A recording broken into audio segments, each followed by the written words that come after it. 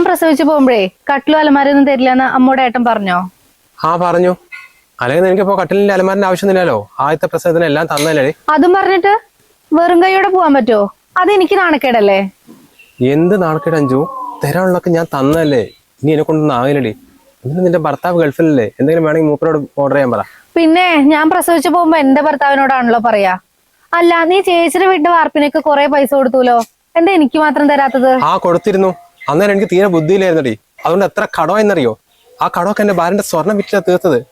അല്ല, നീ ഇപ്പൊ വാടക വീട്ടിലല്ലേ ഇരിക്കുന്നത്? വാടക കൊടുക്കാനുള്ള പൈസ നിങ്ങളുടെ അടുത്തുണ്ടല്ലോ. എന്തിനാണ് എന്നെ ആശ്രയിച്ച് ജീവിക്കുന്നത്? എനിക്കൊരു ഭാര്യ കുഞ്ഞുണ്ട്. എന്നെ വെറുതെ വിട്. അമ്മ പറഞ്ഞ പോലെ ഏടത്തിയമ്മ നിന്നെ നന്നായി മാറ്റിയെടുത്തു.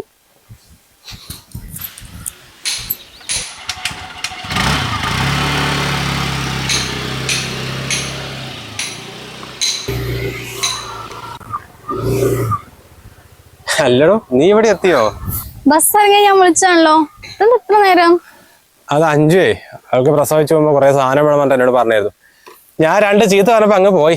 പക്ഷെ ഇപ്പൊ അമ്മയ്ക്കും പെങ്ങന്മാർക്കൊക്കെ നമ്മൾ രണ്ടാളോടും ഭയങ്കര ദേഷ്യം കേട്ടോ. ആര് ദേഷ്യം കാണിച്ചാലും ഒരു കുഴപ്പമില്ല ഏട്ടാ. അപ്പൊ നിങ്ങളുടെ കടമയൊക്കെ മാറ്റി വെച്ചോണ്ടേ 5-6 മാസം കൊണ്ട് ഈ പണയം വെച്ച് ചെയിൻ എടുക്കാൻ പറ്റിയില്ലേ? ഇനിയിപ്പൊ ഇങ്ങനെ തന്നെ പോവാണെങ്കിൽ എല്ലാ കടവും തീർത്ത് നമുക്ക് സന്തോഷമായിട്ട് ഇരിക്കാൻ പറ്റും. പിന്നെ ഞാൻ പുതിയൊരു കമ്പനിയിൽ CV കൊടുത്തിട്ടുണ്ട്. അവിടെ മാസം 10-20,000 ഉണ്ടെന്നാ പറഞ്ഞത്. എങ്ങനെയെങ്കിലും ഒന്ന് കിട്ടിയാൽ മതിയായിരുന്നു. നിനക്ക് എന്തായാലും കിട്ടണോ? എനിക്കും മാറണോ? ആ കൂടി 20,000 രൂപ ശമ്പളം ഉള്ളൂ. ഈ പുറത്തൊക്കെ ഈ പോസ്റ്റിന് എത്ര പൈസ ഉണ്ടെന്ന് അറിയോ? ഇപ്പൊ ഞാൻ അവിടെ തന്നെയല്ലേ ട്രെയിനിങ് കഴിഞ്ഞത്. അതുകൊണ്ടാണ് ഈ സേഫ് സോൺ നോക്കി എന്നാലേ ഞാൻ തന്നെ ആയിപ്പോ. എന്നാലും ഞാൻ ഒരു പാക്കറ്റ് പാല് മേടിച്ചു കേട്ടോ. ഫ്രിഡ്ജിൽ പാലില്ല. നീ മെല്ലെ നടന്നോ. എന്നാ രണ്ടാളും കൂടെ പോയിട്ട് വാ. ബൈ അമ്മ, വേഗം വരാം.